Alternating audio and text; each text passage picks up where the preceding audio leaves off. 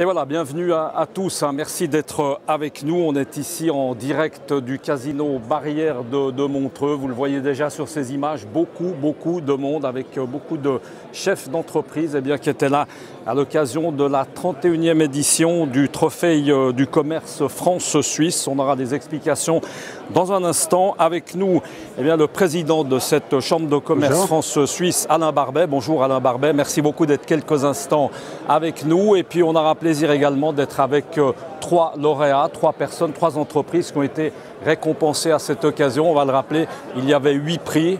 On a pris un petit peu, allez, on va dire au hasard, 3 de ces lauréats. On va commencer peut-être par vous, Monsieur Barbet, nous rappeler tout simplement, basiquement, ce qu'est la Chambre de commerce France-Suisse. On connaît pas mal sur cette antenne la Chambre de commerce genevoise. Maintenant, vous faites évidemment partie, vous, de cette Chambre France-Suisse.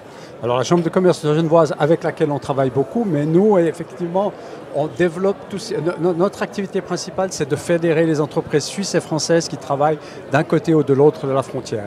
On a toute une série de programmes, d'une part pour expliquer quelles sont les façons de travailler d'un pays à l'autre, ce qui sont parfois très différentes.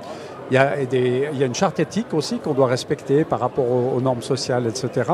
Et puis, on a également l'animation de cette communauté d'affaires franco-suisse à travers un certain nombre d'événements, dont celui-ci qui est un des événements emblématiques où on fait connaître et on reconnaît aussi des mérites d'entreprises qui ont dans leur domaine fait quelque chose de particulier. On va parler évidemment de ce trophée. Juste avant ça, on sait qu'alors la Chambre de commerce genevoise, c'est plus ou moins 2500 entreprises, beaucoup. Chez vous, on en retrouve combien ? Alors chez nous, on est un peu plus modeste, mais évidemment, on ne représente qu'un seul pays par rapport à la relation avec la Suisse. Mais on est quand même très fiers parce qu'on a quand même 750 entreprises. Donc c'est quand même un chiffre très honorable, si je le compare également par rapport à la croissance qu'on a eue ces dernières années. Quand je suis arrivé, il y en avait à peu près 500. Là, on en a 250 de plus. Ça montre aussi le dynamisme et la valeur ajoutée de la Chambre. Ce trophée, aujourd'hui, ça fait partie évidemment d'un des événements phares de ce que vous faites. Alors c'est l'événement qui lance un petit peu l'année parce qu'en général, il est en fin janvier, début février. Et c'est un événement phare aussi parce que ça permet de se retrouver, ça permet justement de montrer ce qui s'est fait dans tous les domaines qui ont été récompensés aujourd'hui. Bien sûr, toujours avec une connotation France-Suisse, mais c'est très important aussi pour nous d'avoir cet événement qui lance les activités de l'année. Alors, on a dit 8 prix. On va peut-être passer le micro à un des lauréats. Le lauréat, c'est Adrien Lagache. Bonjour Adrien, merci. Vous êtes directeur du développement Decathlon et vous avez reçu le prix du développement français en Suisse. Tout à fait. Un petit mot sur Decathlon. On connaît tous évidemment un peu. On est dans le sport, on est dans les magasins de sport, des sports français qui sont venus s'implanter ici en Suisse. Quelques chiffres, Adrien, parce que c'est impressionnant. Le développement est fantastique. Alors, Decathlon, on a fait le bilan justement hier soir. C'est 96 000 collaborateurs dans le monde, 57 pays depuis peu, avec l'ouverture de l'Ukraine dernièrement. Et effectivement, en Suisse, depuis décembre 2016, on était 3. Aujourd'hui, on est 850, 900 collaborateurs. Avec 23 magasins sur tout le territoire suisse. Et ça va s'arrêter où, Adrien? C'est ça la prochaine question. Écoutez, cette année, on s'est fortement développé sur les 2 dernières années. On va stabiliser notre développement puisque le projet était essentiellement humain. Donc maintenant, il faut accompagner, il faut former et il faut satisfaire nos clients utilisateurs suisses puisque les sportifs suisses sont exigeants.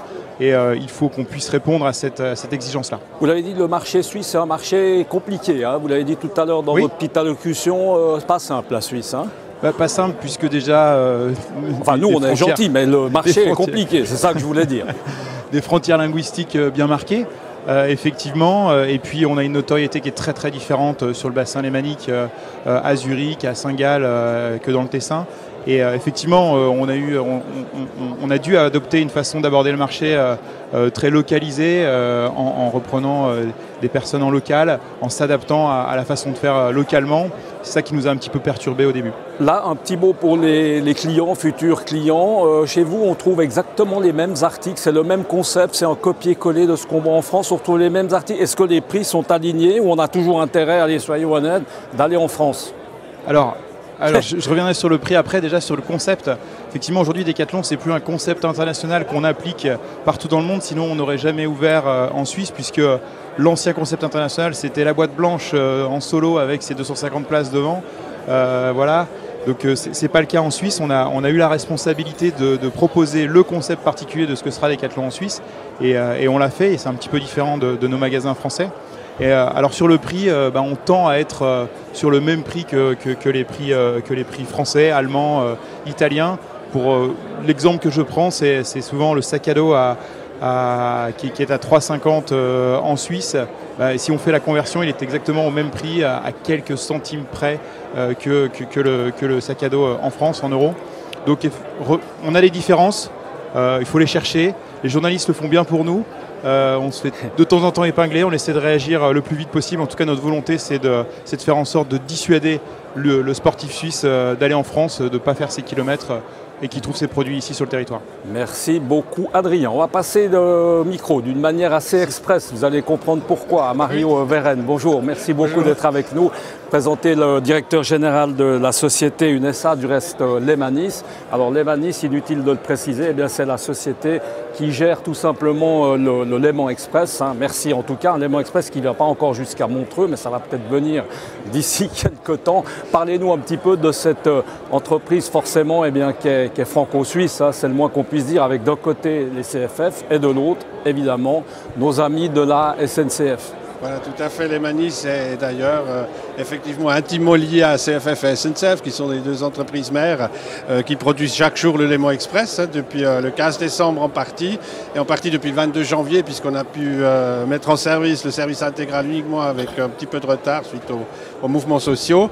On a mis en place le plus grand réseau transfrontalier d'Europe en matière de trafic régional, ce qui n'était pas une mince affaire. Et puis c'est vraiment aussi le fruit d'une coopération, et là Lemanis a aussi un rôle important à jouer de partenariat. Il y a énormément de stakeholders et de partenaires dans ce projet, mais par exemple nos autorités organisatrices, que ce soit la région Auvergne-Rhône-Alpes, que ce soit les élus départementaux et locaux qui sont très importants dans ce Léman Express, mais aussi en Suisse, le canton de Genève, le canton de Vaud et l'Office fédéral des transports qui nous soutiennent chaque jour pour pouvoir réussir ce pari du Léman Express. Alors il y a eu un départ, on ne va pas se le cacher, mais normal, un peu difficile, comme tous les départs, souvent des petites maladies de jeunesse qu'on va régler. Il y a eu la grève, ça n'a pas arrangé les bidons, si je peux me permettre. Donc le début a été un peu compliqué.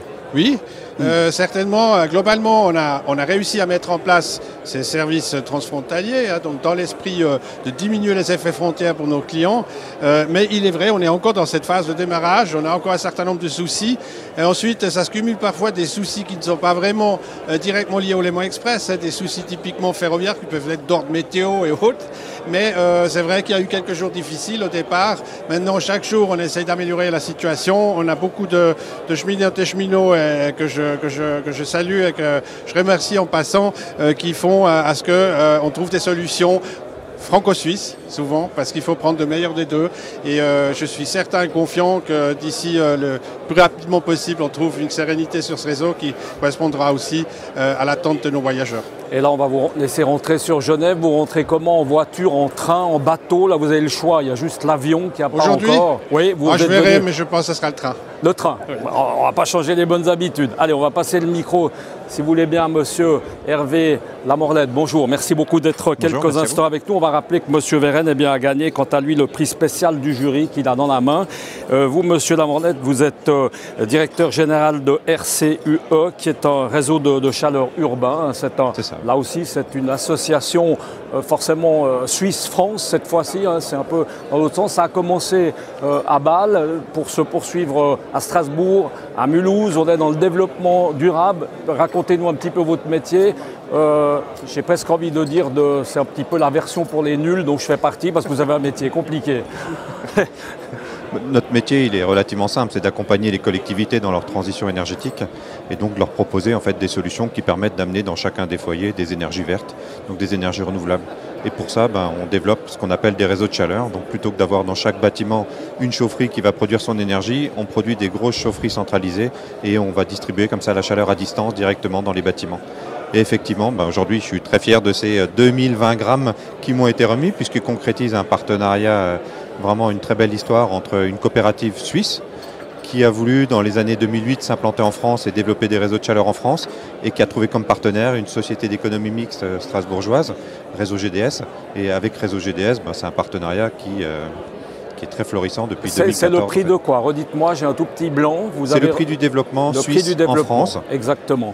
Aussi, votre entreprise, alors quelle explosion, j'ai envie de dire, un peu à l'image de Decathlon. Hein, vous êtes parti aussi tout petit, puis aujourd'hui, waouh, c'est grand. Oui, c'était un pari de la coopérative suisse de créer une société avec une personne en 2008 pour essayer de développer un marché qu'elle ne connaissait pas bien, qui était le marché des énergies renouvelables en France, des énergies thermiques. Et ce partenariat qui a eu lieu en 2014 a été le début en fait d'une très belle histoire. Et je dirais la France a pu profiter de l'expertise suisse dans les énergies renouvelables, dans l'efficacité énergétique et l'avance qu'avait la Suisse en fait en matière de développement durable.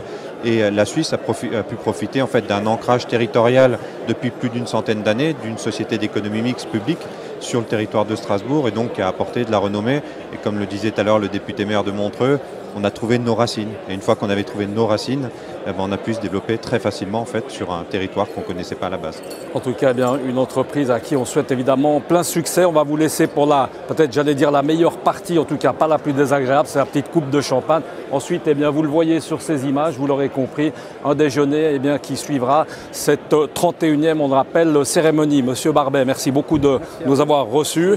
Bravo encore à vous. Bon retour chez vous, on l'aura compris, en train pour certains et puis peut-être avec d'autres moyens de locomotion pour d'autres. Nous, on est venus stupidement en voiture. On se retrouve très bientôt sur l'antenne de Direct News. À bientôt. Ciao.